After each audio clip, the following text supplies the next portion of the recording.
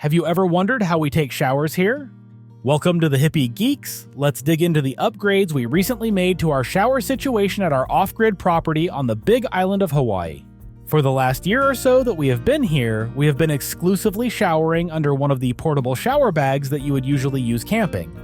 You warm up water or not, and then hang the bag in a tree and shower as quickly as you can so that you don't run out of water. It has been fine, but with folks coming to visit, it was definitely time to upgrade our shower game. It is still a pretty simple system, but it feels incredibly luxurious after showering out in the elements for the last year. As we come up on it, you can see that there isn't a door here at the moment, but we will talk more about that later in the video. This is a simple 4-foot by 4-foot box with some uprights and an 8-foot by 8-foot roof offset on top of it all.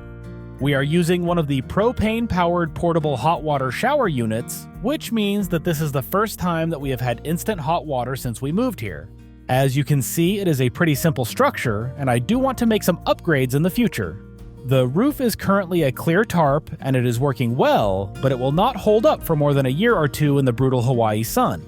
Not to mention that the kittens have been climbing the trees next to it and getting on top, and while they haven't clawed any holes in it yet, that doesn't mean that they won't. The particular heater that we picked up is a Gasland model, and if you want to check it out, I will leave an Amazon Associates link to it in the description down below. I have it right inside of the shower with us, that way you can easily adjust the water temperature to suit your tastes. You can see the propane and water hoses running out of the shower, while the shower head just hangs on the wall.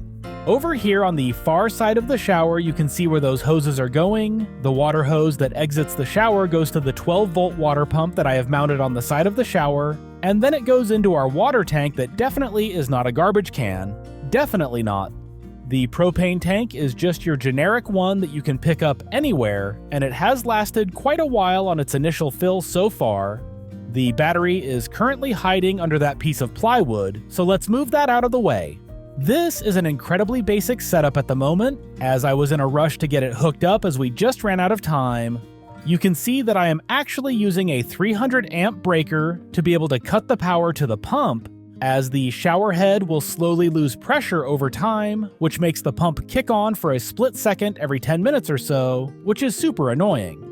The battery is just a generic car battery for the moment, though I am hoping to get a small solar system hooked up here in the future so that it just keeps itself charged all the time. We are using a not garbage can for our water tank because it is impossible to find a 55-gallon barrel here on the island that hasn't had some kind of caustic chemical in it.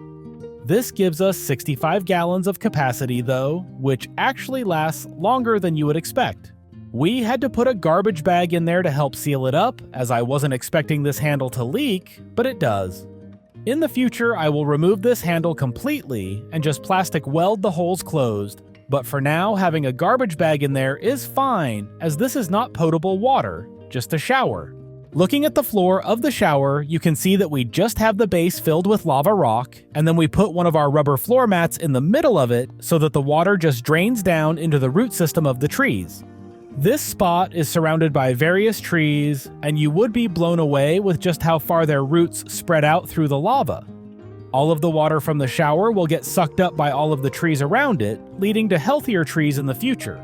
The trees are actually starting to bloom now, and it is really cool to see. So, I mentioned the lack of a door earlier, and for now we just have a tapestry hung on some paracord to give some privacy. We are going to build an actual door before winter gets here, but for now this gives our visitors some privacy when they are showering. If it was just the family here, we probably wouldn't even have this on here as it faces away from all of the structures. But for now, this will work. When someone isn't showering, we roll the tapestry up and hold it back with a clip as this keeps moisture from building up on the walls.